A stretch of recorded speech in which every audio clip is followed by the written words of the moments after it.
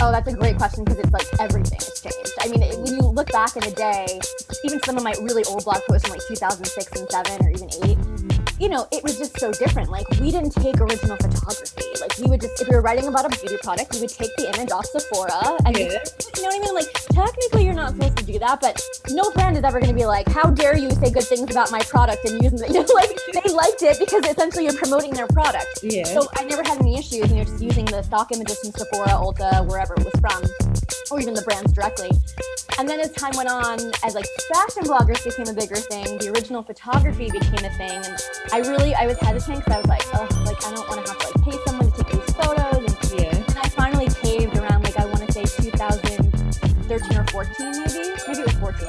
And it was a total game changer. You know, I totally get it now.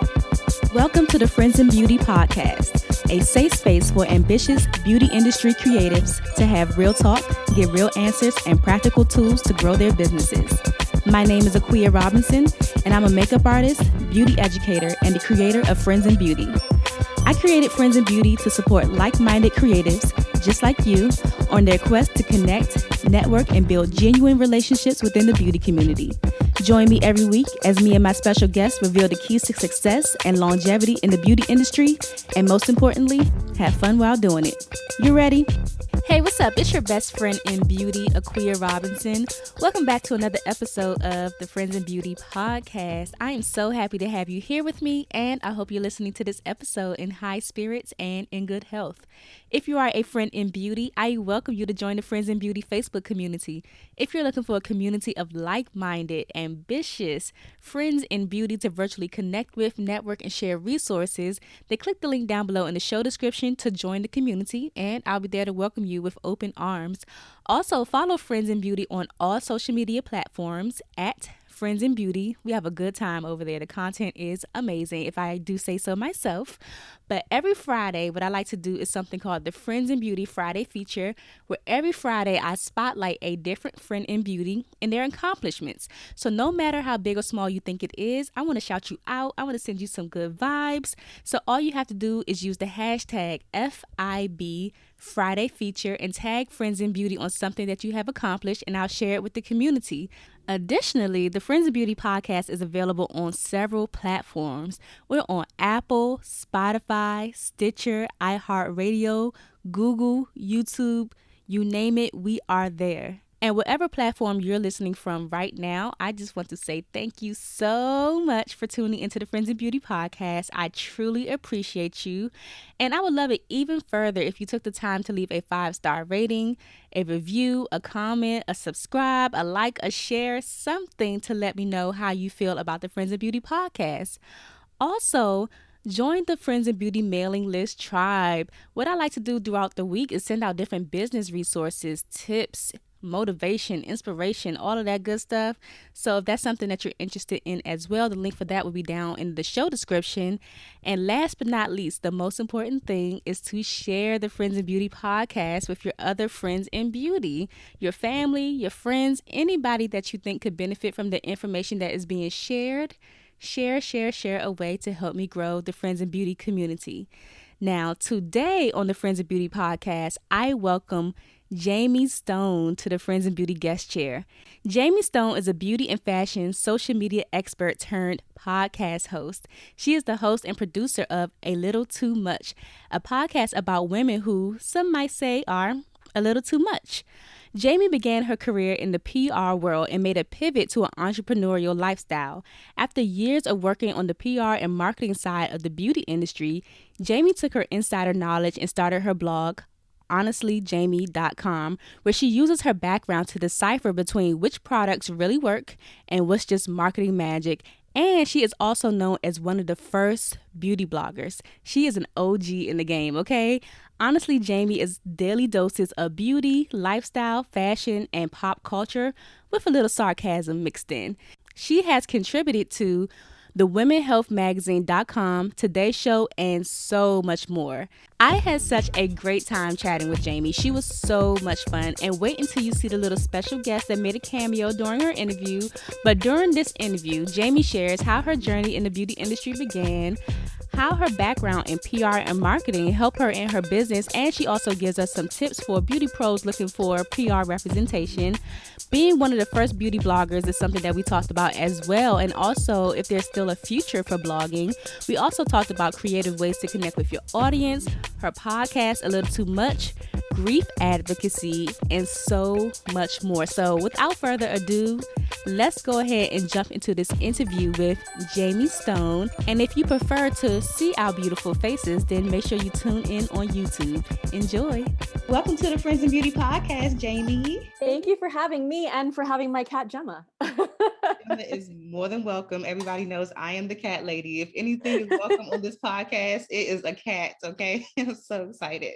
Yeah. Oh my gosh. I'm so excited to get to learn more about you, Jamie.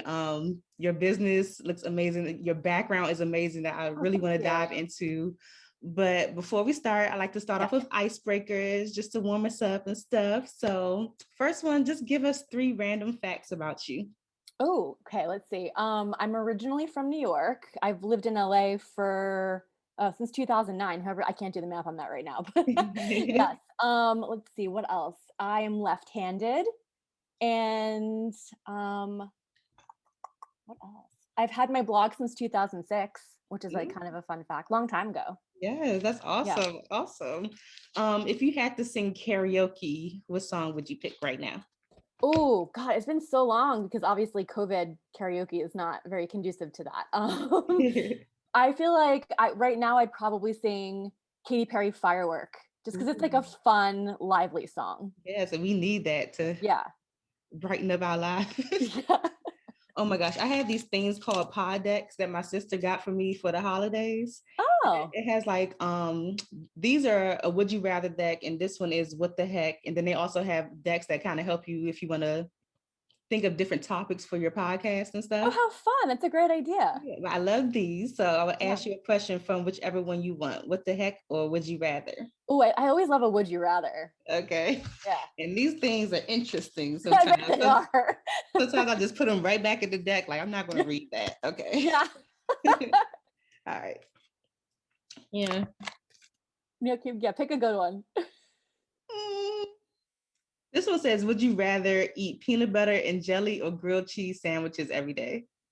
Oh, I'm going to go with grilled cheese just because I was like a weird kid, and like I really never liked peanut butter with jelly. Like I would eat a peanut butter sandwich, but like the jelly could not be involved. So I have to go with grilled cheese. Okay. That sounds good to me. I think I would probably go with grilled cheese too. Yeah. Yeah, you could switch up the different cheeses. Exactly. Different breads. Yeah. Put some tomatoes in there, some other stuff. Yeah. Yes. Dress it up. What do people always tell you that you're good at? Oh God. You know what? I guess most frequently lately, I would say my podcast. My podcast is A Little Too Much with Jamie Stone, and like it's it's new-ish, but people seem to really like it, and they think that my interview style is fun. So I would say that. Okay, I love that. When is the last time you did something for the first time? Oh my gosh, it's so hard. Like with COVID, I'm like, my life is just so boring. I'm trying to think. The last time I did something for the first time.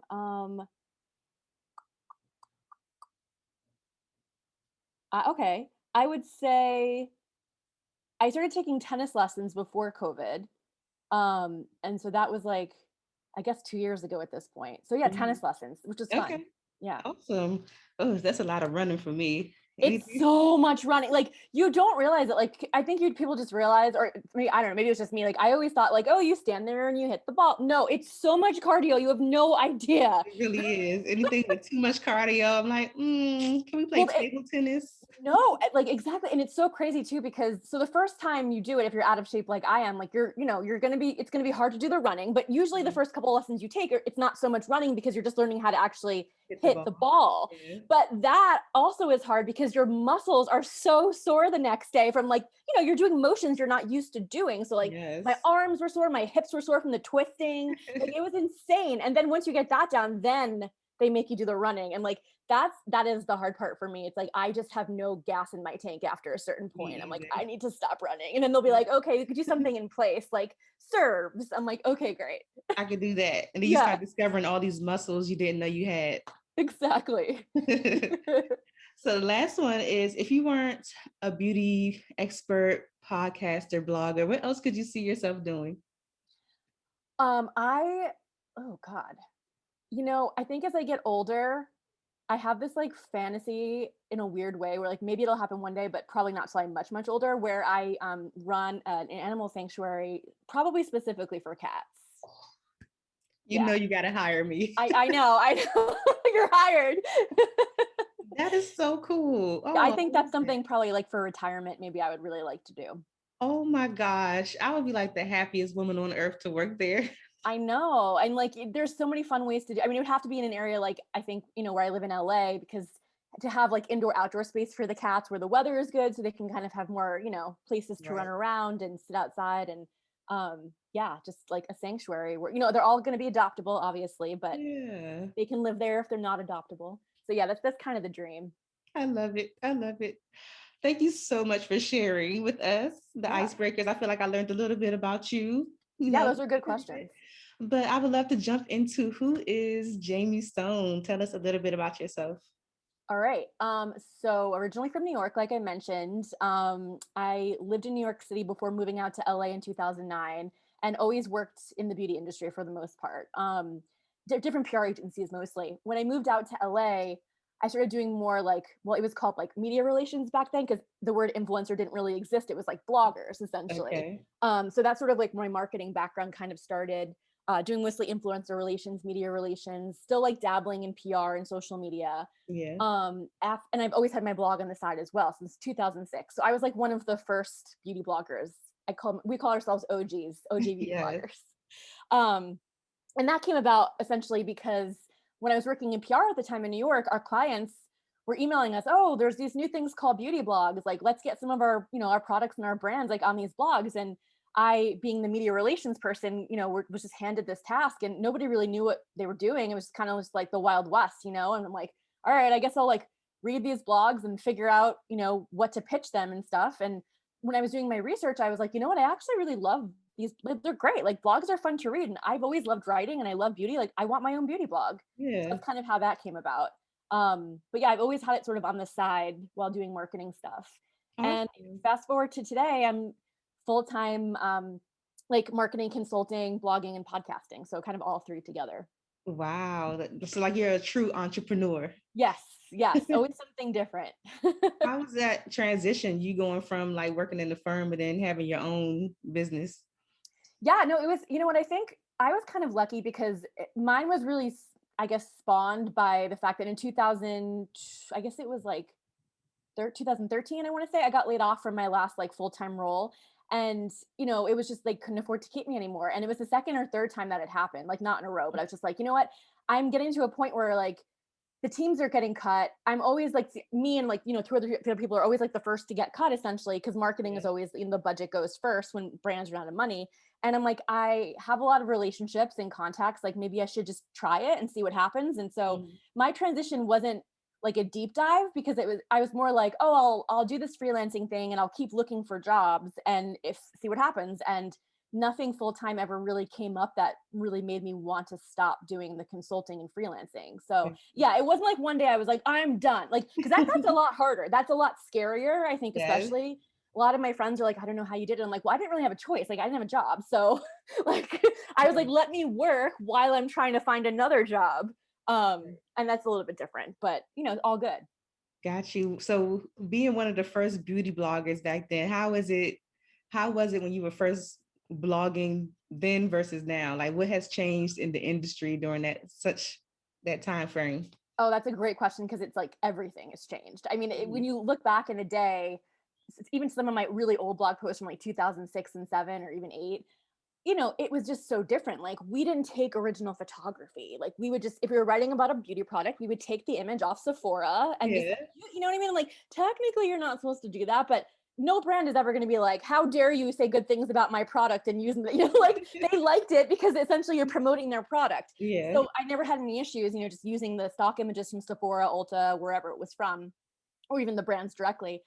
And then as time went on, as like fashion bloggers became a bigger thing, the original photography became a thing. And I was hesitant because I was like, oh, like I don't want to have to like pay someone to take these photos. Yeah. And I finally caved around like I want to say 2013 or 14, maybe it was 14. And it was a total game changer. You know, I totally get it now. Original photography, it allows the reader to kind of connect with you on a more like organic way, I guess, and an Yeah. organic level. They can see what you look like, they can see the product on your skin and kind of compare it.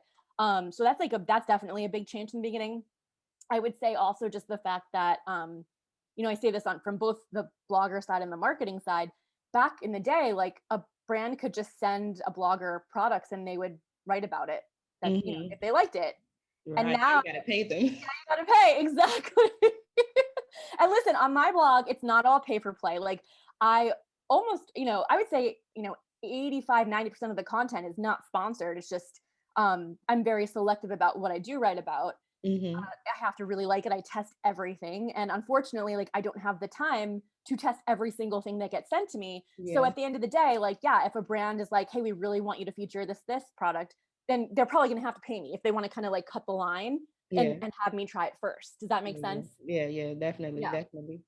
And So that's a there, oh, sorry. So is there still a future with blogging, being as though people are switching over to like video, more so video content and stuff? I think blogs will always exist. I don't know necessarily if like long form, like readable posts are going to be around. And I think those have also faded over time too. Cause to your point, video is something that like everyone is focused on or should be focused on right now. Yeah. But it's been that way for a while. And I think one of the really interesting things too is that, people have had a lot of issues with Instagram and Yeah. creators especially just not Instagram has just not been very supportive of creators. And then when TikTok came around, which is obviously all video, I think Instagram realized they need to do something to like keep their creators on that platform because almost everybody I know like has a TikTok account. Like, Yeah. maybe they're not super active, but they're like dabbling in it still. It's still a I little bit just new. surrendered to TikTok. I just surrendered. It's so good. You will not regret it. I actually just hit 1,000 followers today. I was super Okay. excited. I know. And the thing is, look, you still have to put work in. You're not everybody is going to post one video and go viral. If you do, God bless you, Right. like I Right. think that's definitely not the majority. It's still work. But, Mhm. TikTok does push out the content for creators in a much better way than Instagram has and does. So, I think now Instagram just announced recently, like, oh, we're going to really focus on video. It's like, why would you do that? Like now you're Right. competing with TikTok even more and everybody knows that you suck compared to TikTok. You should still focus on photos and I that hate when kind of they do stuff. that. They I know. always try to keep up with all the They apps try and to stuff. copy everybody. And like, Yeah. I think sometimes it works, right? Because they copied Snapchat with Instagram stories and like Right. now everybody loves Instagram stories. Right. So like Right. that worked. Snapchat kind of went away.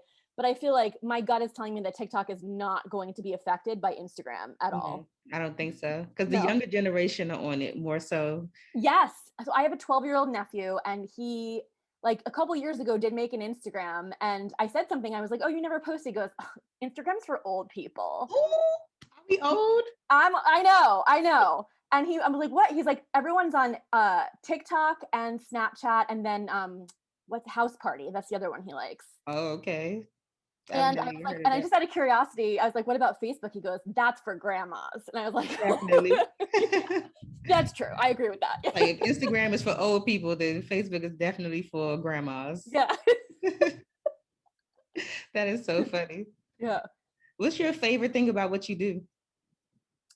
I would say one thing that really stuck out to me, I think, over the past year and a half with the pandemic is that my longtime followers and blog readers have started reaching out more and DMing me more on Instagram. And like that has been really special to me. I'm at a point where like I'm not inundated with DMs. Like I know people who have 500,000 followers. They're like, I can't even answer everybody. Like it's just too much. Yeah. I'm not at that point. So for me, it's still like really nice when somebody, was like, I've been reading your blog for 10 years and can you help me? I'm trying to find this moisturizer. My skin's been breaking out. Like I love that part of it. Like I feel Yeah. like I connect with my readers and my followers. And I've obviously like I've always had followers, I've always had readers, but they're more vocal now than I think they have been. And I don't know if that has to do with the pandemic. Maybe that was just weird timing, but it could have also been the fact that I was sharing like much deeper, more personal stuff over the past, 2 or 3 years. Gotcha. So I think people feel more comfortable to like open up when you do that. I love that. I was just talking to someone about like just telling your story, sharing your story, just makes you more relatable. Yep. Makes people feel like they could connect to you more when they find something in common with you. So I love that. Exactly. Yeah. Yeah.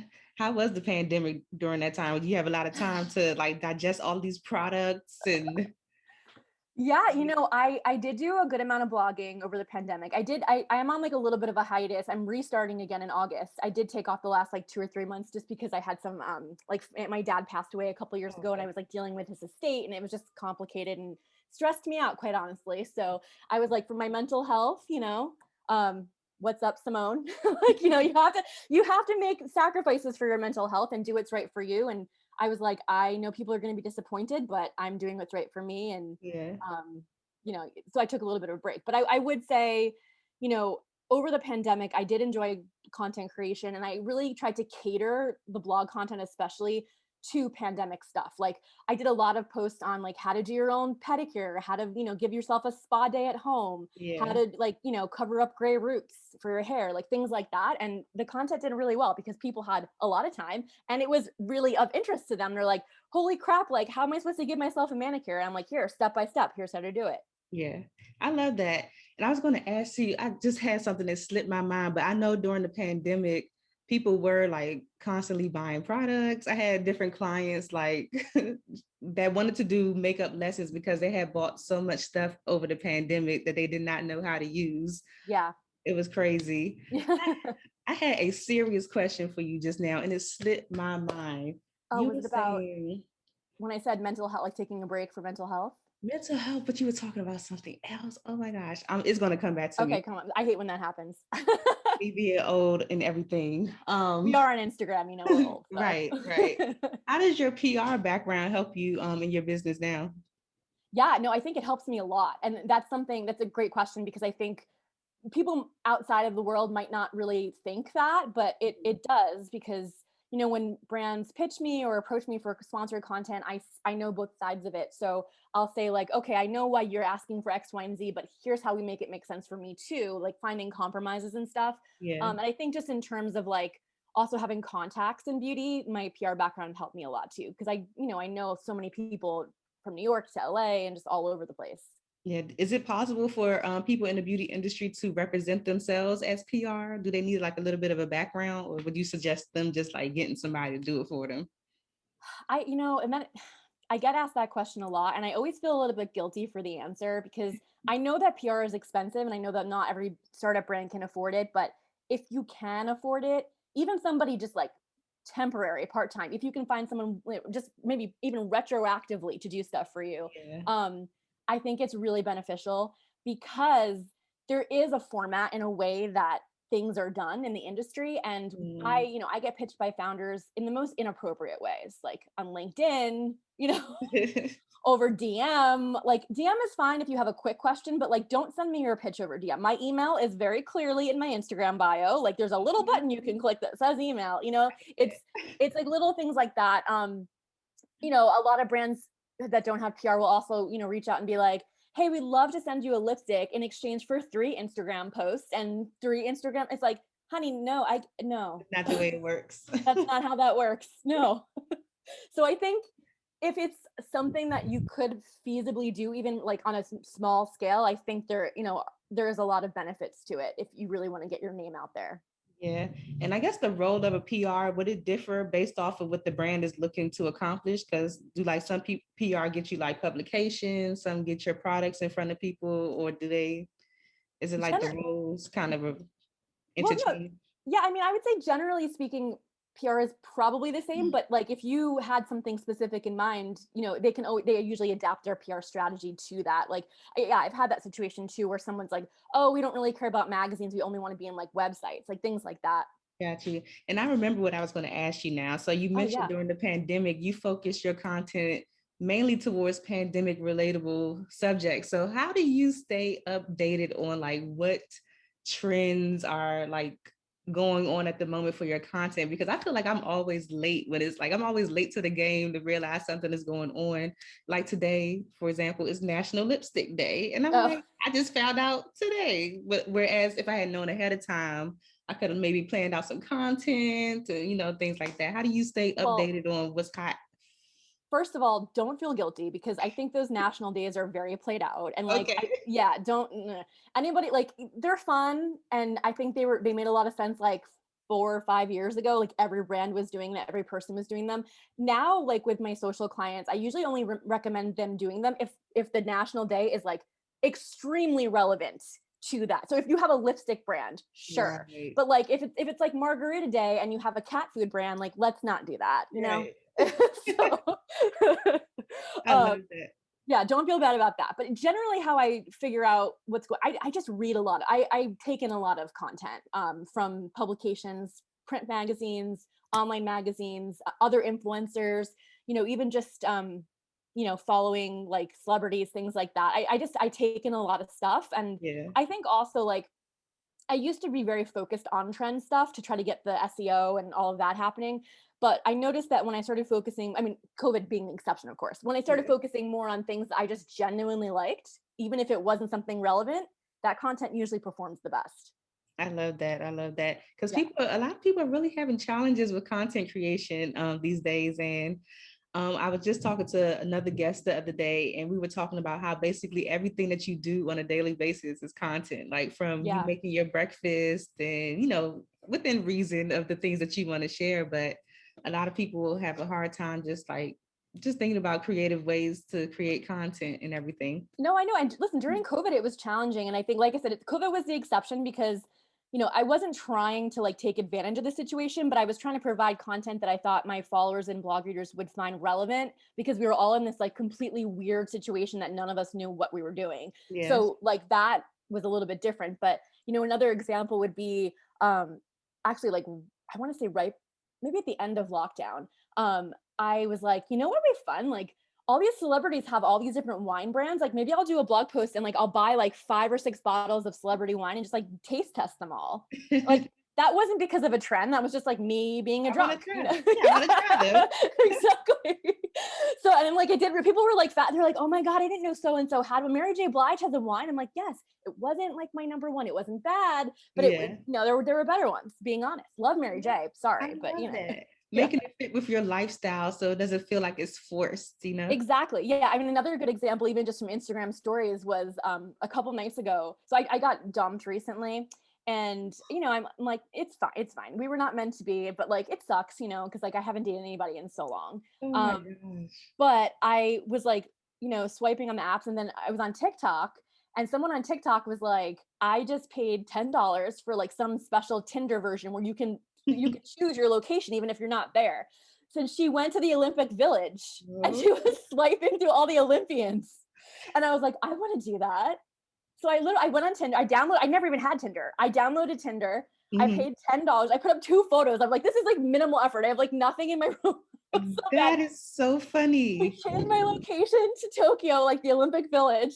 And I just started swiping through all, and my age, by the way, was like 21 to 40. Like I wanted to keep it like real broad. Yeah. And I'm swiping, I'm like, oh my God, I'm like matching with all these Olympic athletes. And like, it's for shits and giggles. It's not for any reason. It's just to entertain myself. So funny though, because somebody so I have a boyfriend. So I don't know about any of this like updated like dating stuff. And it like really blows my mind. But somebody kind of said something similar to me recently where they were like, what they'll do, say you're in California, they'll drive to like Beverly Hills and like go on the app so that they kind of like match with people in like Beverly Hills or like affluent areas.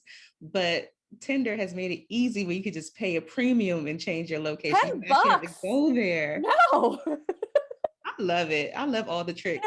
I would hate that if I actually was taking it seriously, because then you're matching with people that you're never really even going to meet. So that's the annoying part of that. But like when you're just looking for entertainment, I started taking screenshots and posting them to my followers, and I got so many DMs. People are like, send more. Like, who else are you seeing? Anybody on the water polo team? I'm like, let me keep swiping. That is awesome. I love that.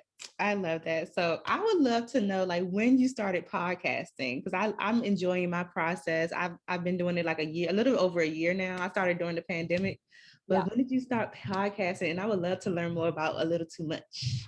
Sure. Yeah. So I started in 2019. And full disclosure, I like started and then stopped pretty abruptly, like 2 or 3 months later, because My dad passed away very, very suddenly in May 2019. And as you know, as a podcaster, it takes a lot of emotional energy, and you have to be on when you're having these conversations, right? Like you can't be like, hold on, let me call you back in 15 minutes. I'm gonna cry and then call you back. With the blog, I could do that. I could write for 10 minutes, I could step away, come back. But when you're talking live to someone, you can't. So I just made a decision. I'm like, I need to take a break. So I took like a 6 month break, I think it was. And then so I came back. So it wasn't a consistent since 2019, but that's technically when it launched. Yeah. And what is your podcast about? It's a women's lifestyle podcast. And that kind of ranges. I've had reality TV stars, I've had, regular actresses, I've had the founders of skincare brands, celebrity estheticians, CEOs of companies, kind of like everything, that a woman would be interested in. Yeah. I saw that grief advocacy is something that you talk about. Is that because of your dad? My dad and my sister, actually. I lost both of them between 2016 and 2019. So, and very suddenly.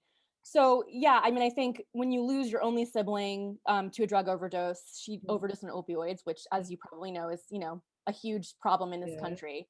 That's still going. It got worse during the pandemic, unfortunately, and not really talked about as much as it should. Because, and I get it, COVID is the number one thing people are talking about, but the opioid crisis has not gotten any better. And so I like to talk about that. But when I lost my sister and then my dad 3 years later to basically a heart attack. I sort of and then COVID happened. There's just one thing after the other. And so I've been really open about my grief journey and my grief process. And, grief is not linear. It's just, you go back to, there's like the stages of grief, and people are like, what's the order? I'm like, well, I was always confused by that too. It's all over the place. Like one day you're angry, the next day you're sad, the next day you're accepting it, then you go back to being angry again. And like, that's kind of why I think that stages of grief term is like pretty deceptive, because I always thought it was like a process that you get through. 1, 2, 3, 4. Exactly. Yeah. And like, it's not that way at all. But it really showed me that like everybody is grieving in some way. And even people who haven't lost somebody in a tragic way, even during the pandemic, people were grieving just because their life was different. They lost whatever their life was, the quote unquote normalcy before. Right. So it's something that I'm very passionate about. And, I openly talk about it. I love that. I could totally relate. I have so many siblings, first of all, like, so I know when I talk about my siblings, people probably like, another one? Which one are you talking about? But when I first started doing makeup, maybe sometime that year, one of my older sisters passed away, but more recently, my younger sister, she's my god sister, but kind of like my little sister, passed away unexpectedly overseas while she was on vacation at the end of 2019. So I totally get like having to take that break, because at that time I was hosting Friends in Beauty networking events in person. So, and I just have a following of people who I guess have expectations. I'm always kind of like upbeat and stuff. So I had to I just was praying for a break, and I did not know it was going to be COVID.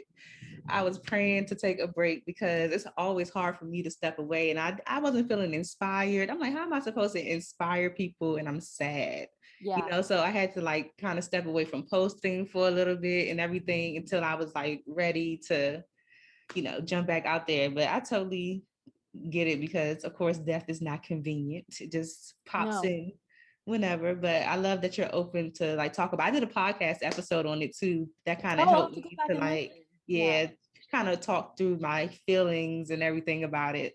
So I mean, one thing I also always advocate for is seeking like a trauma counselor, or I actually work with a grief specialist specifically, and I attribute my work with her, which is not easy, by the way. It's like I've been to therapy, like, I mean, probably for like most of my adult life, but like grief counseling is way more intense. But at the same time, the results are immediate almost for me. And anybody dealing with grief, I definitely recommend seeking help, because there are so many resources, whether it's grief counseling or just regular therapy or trauma therapy. Like, there's just so many resources out there. And it is, I don't think I honestly could be at this point where I'm like okay every day if I didn't have that. Definitely. Thank you so much for sharing that. So if you're out there dealing with grief, of course, look into some resources to help you manage. So I want to talk about the fun stuff, money. I know that you love to give financial advice. Do you have any like financial advice for budding entrepreneurs that are, starting to blog, or just be beauty experts?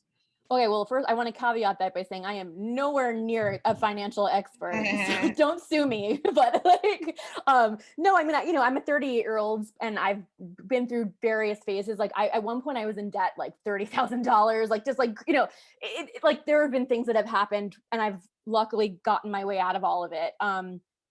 Really by luck mostly, but I mean, I think, yeah, there are definitely like no-nos, I would say, and things to do. Yeah. So if you're starting out and you're a content creator, make sure, number one, you have a really good accountant or CPA or tax preparer. They're different.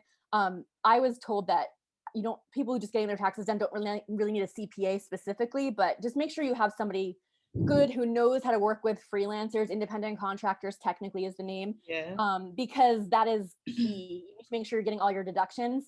Another thing I recommend is like also talk about with that person whether or not an LLC or an S corp is a good option for you. It's not right for everybody, but like I a couple years ago decided to do a corporation, so now everything I make is under a corporation, which gives you like legal protection, and there's tax benefits too. Gotcha. So it's state by state, of course. California is a little bit different because California specifically, if you're an independent contractor, they like really charge you so much in taxes. Wow. They don't really love independent contractors here, gotcha. Even though the whole city is like independent contractors. Right. But for whatever reason, they're like, yeah, fuck you guys. So, yeah, I would say definitely state by state. So take this with a grain of salt. But I think the ultimate rule really is just like find somebody who knows what they're doing. Even if you have to pay them more than you want to, it's so worth it. Make sure you're saving enough for the taxes too, because that's kind of what actually got me when I was in debt to the government. And it was fine. Like I say, like it was scary to me. Like the government didn't care. They're like, yeah, like just here's your installment plan, like make right, just pay us back. Exactly. But I was like, they're gonna take me to jail. My mom's like, no, you're not going to jail. Like that's a small amount of money to them. Like they don't care. But like right. In your head, you're freaking out. All right. So thank you so much for the amazing financial advice. Definitely got to take some of that and put it to use myself. So as far as your podcast, have you gotten to the point of monetization yet?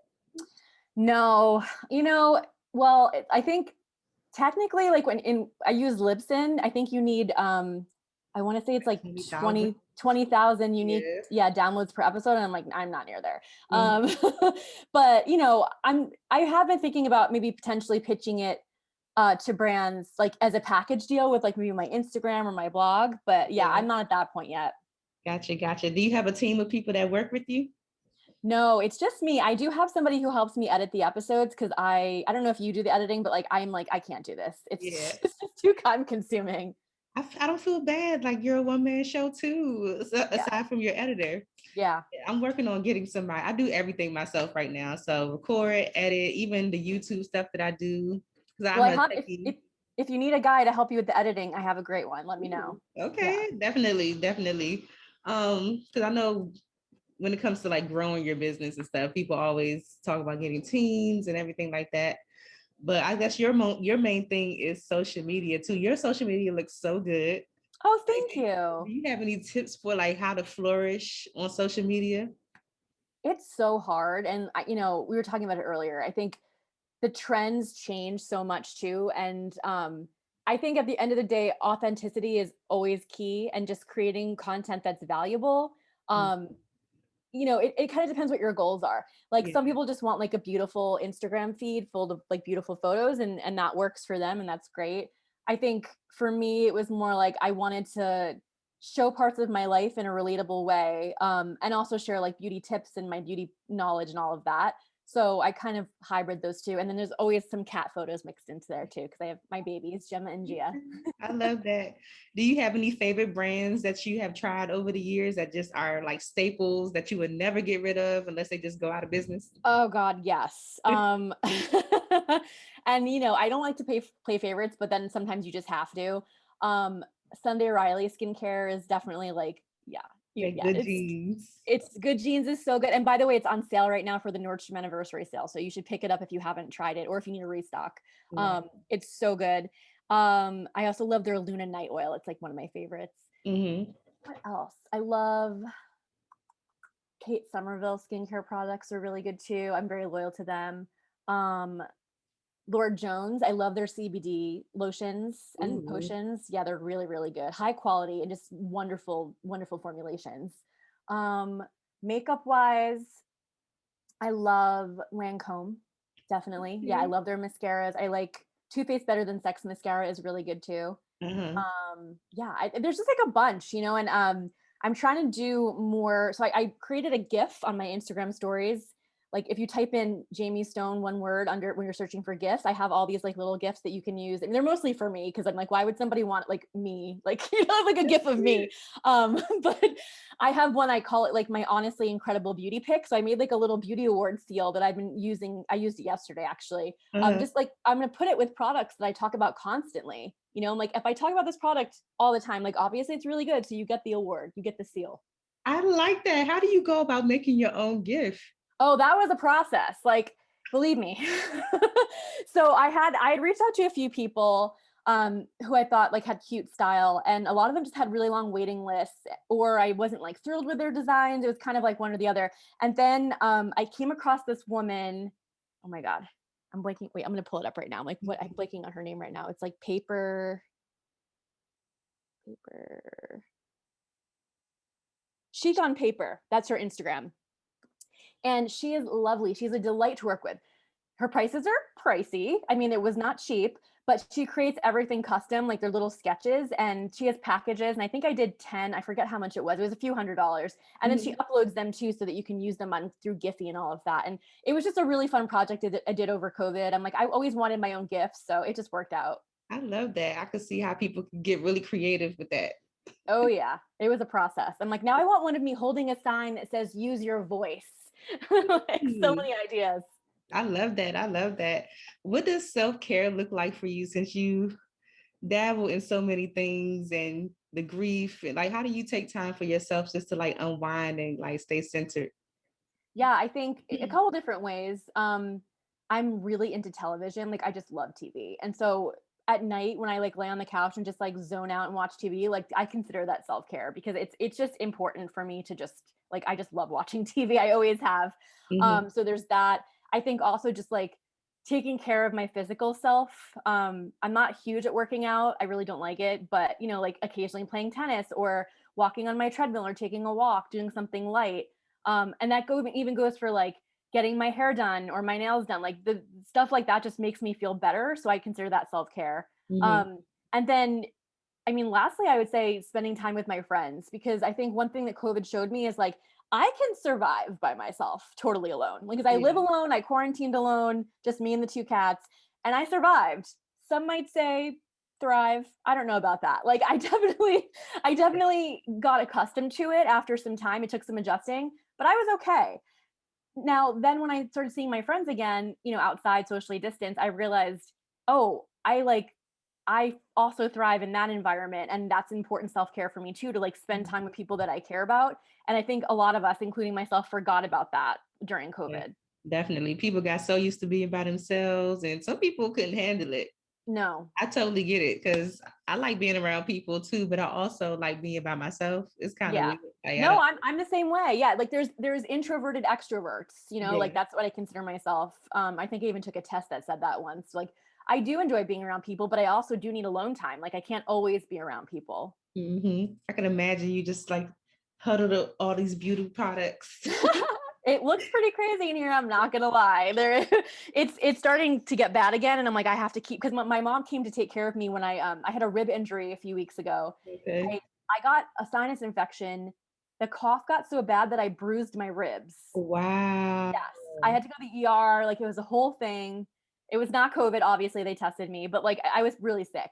As my mom came out from New York to help me because I couldn't really do anything with my rib. You people don't realize like if you have a bruise or fractured rib, like you can't do anything. Like it's No hard to breathe. bending or anything. Yeah, you can't. No, it was so like I Yeah. wouldn't wish that injury upon my worst enemy. Like I really wouldn't. It was you can't sleep, you can't sit comfortably. Like it was just miserable. Hmm. And it takes weeks to heal, and you can't do anything. aside from rest. Like there's nothing you can do to fix it. Nothing. Wow. I've never, you don't even realize the things that can happen to you until they happen. Like, No, that's why every day, like when I write down my 3 gratitudes, my health is always my first one because, you know, and even before my rib injury, I was writing that. But then when you have an injury like that, and like you said, it's something that you don't even really think about, you appreciate it so much more. I'm like, oh my God, now I'm gonna be so careful with my ribs. I never want to go through that again. It was terrible. It was like 6 weeks of pain. Like it was just so bad. And the doctor's like, yeah, you just take ibuprofen. That's all you can do. And I'm like, oh, just ride it out. yeah. Wow. So anyway, my mom came out to help me. And while she was here, she like organized and cleaned my entire apartment, which had really not been done since before COVID, let's be honest. So it gave her something to do. And like, then my apartment was so good and it was so like put together, and now it's getting kind of bad again. Because we get, you know, when you're an influencer, you just get so many mailings and so many things sent to you. And I do have like a donation bin, but sometimes I'm like, oh, I want to test this. So I'll put it on my dining room table and then it stays here for way longer than it should. Yeah. So I need to be better about that. Yeah. Any tips for people who want to start being influencers? Because I think more so people just want to do it because they want to get like free products. Well, number one, if that's the reason you want to do it, then don't do it, because that, like, it's so much work that people don't realize. And yeah, it'll be fun at the beginning to just get some free stuff, but it's the amount of work you have to put in to actually be successful. Like you get to a point where you're like, please don't send me any more shit. Like I've been at that point for several years now. Oh, wow. Unless I like really want to try it, like please don't send it to me. I don't, you know, I live in a 1-bedroom apartment. If I had a huge house where I could have like a room dedicated to this, like that's different. Right. But you know, it's a nice size 1-bedroom, but like I just can't be surrounded by this stuff all the time. And I donate once a month. Like I have a couple boxes every month full of stuff that I donate. So, you know, I don't know that feeling yet.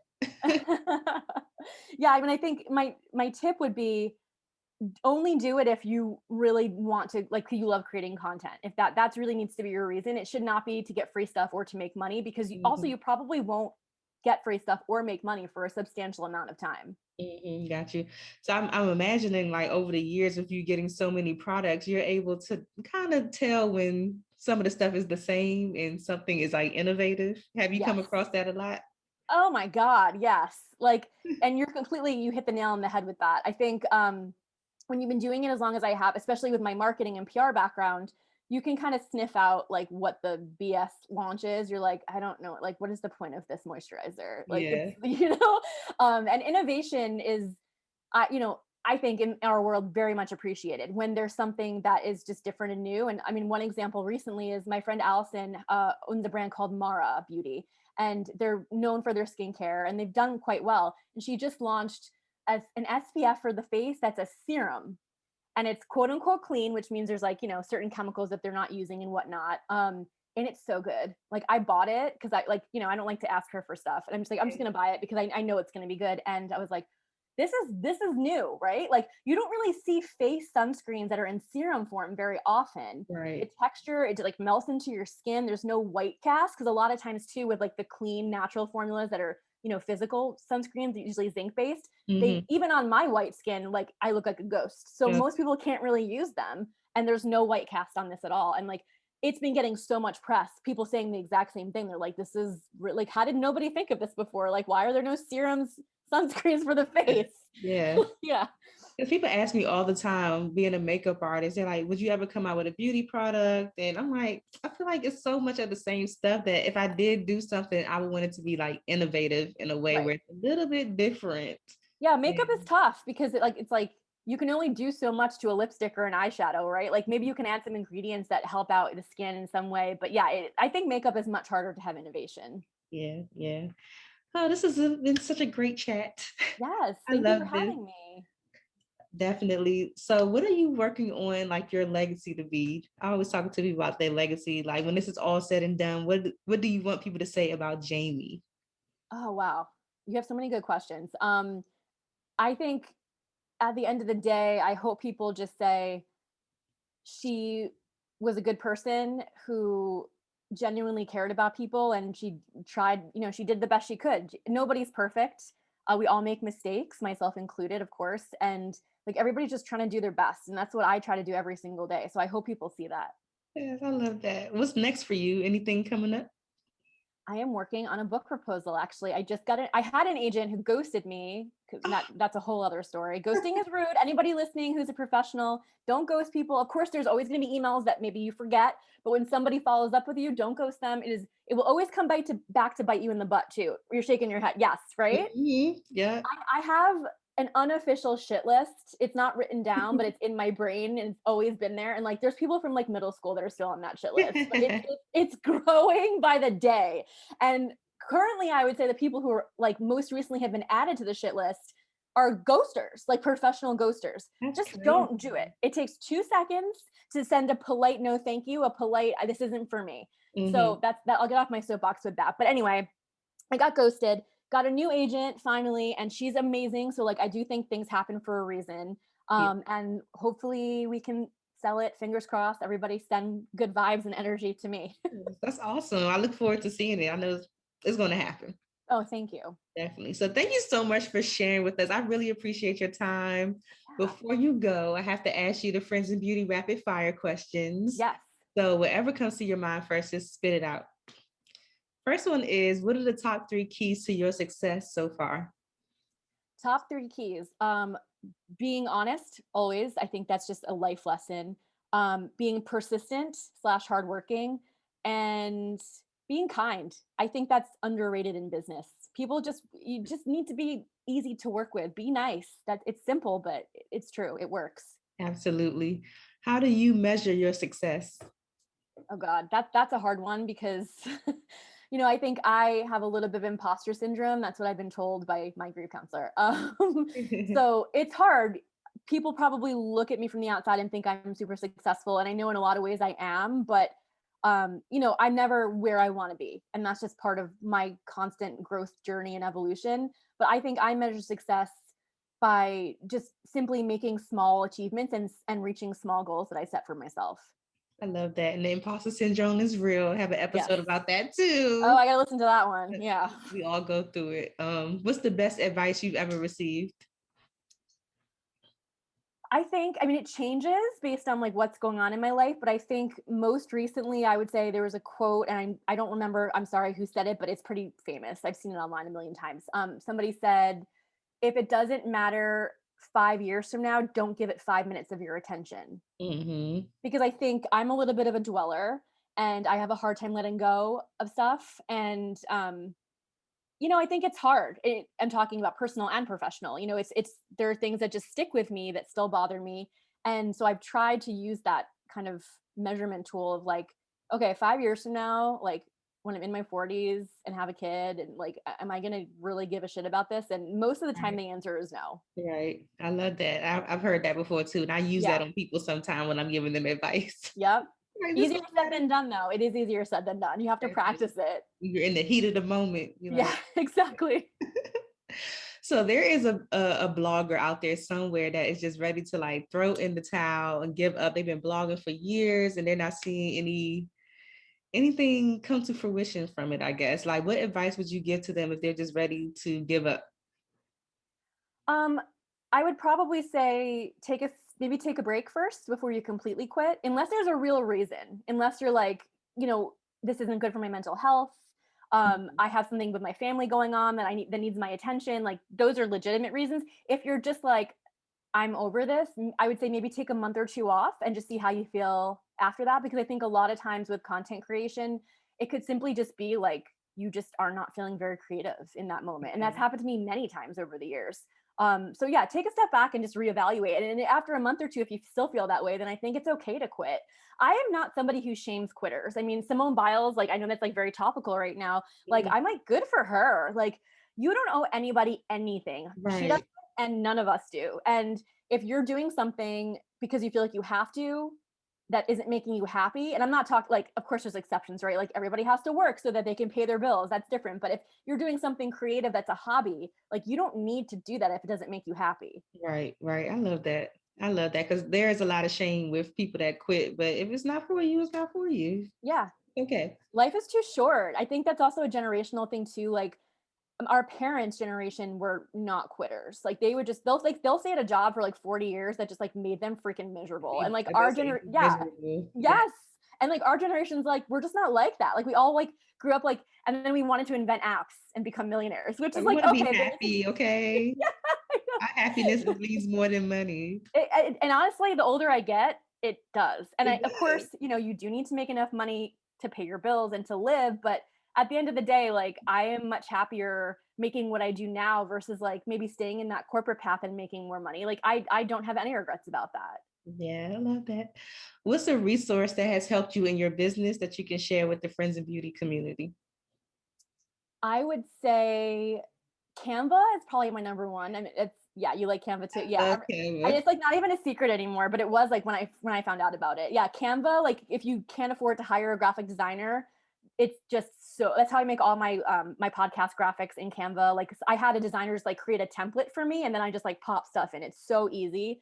Canva's amazing for that.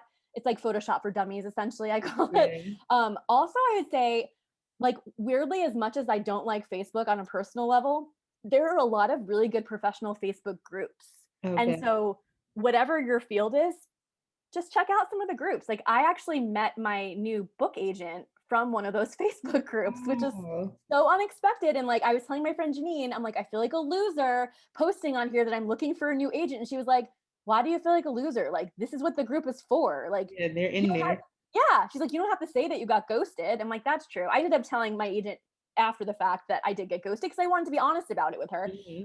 But and she's like, don't post that in your post. Like, don't say that. Just say you have this idea. You're looking for a literary agent and see what happens. And I'm like, okay, fine. I guess like, what can it hurt? And then I found this amazing agent there. So yeah, I think the Facebook work groups are kind of an underrated asset that people don't use. I use it in all, I mean, I'm like 4 or 5 of them and they all have different purposes and I think they're great. Do you have any groups in particular that you that pop out to you? Well, I guess it depends what field you're in, but for me, like for like my freelance writing and for my marketing stuff, my friend Bryce started a group called Sharing Ops, PR and Freelancers. And it's like people can say, oh, I'm writing a story about XYZ. And then PR people can respond and say, oh, I have this client, blah, blah, blah, and vice versa. So yeah, that's probably my go-to. Okay, love that. So the last one, just fill in the blank. I want you to say, my name is blank. And the key to longevity and success is whatever you think it is. My name is Jamie Stone. And the key to longevity and success is, I would say, going with your gut and always remembering that life is short and you should do what makes you happy. I love it. Thank you so much, Jamie. Share all of your social media, your website, wherever you would like people to find you. Yeah. So my podcast is on Apple, Spotify, and all the things, Stitcher. I'm like, I can't even remember what it's on everything. And it's called A Little Too Much with Jamie Stone. My blog is honestlyjamie.com and I'm on TikTok and Instagram at ITSJAMIE Stone. It's Jamie Stone. Yay. Thank you so much, Jamie, for this. Thank you for having me. This was super fun. Thanks for listening to the Friends in Beauty podcast. Don't forget, sharing is caring. Share this episode with at least one friend in beauty and subscribe, rate, and review on Apple Podcasts so that other friends in beauty can find this show. Plus, we'd love to hear your feedback. Connect with us on all social media platforms at Friends in Beauty. # Friends in Beauty to join the conversation and join our Friends in Beauty Facebook community to stay connected. Talk to you soon.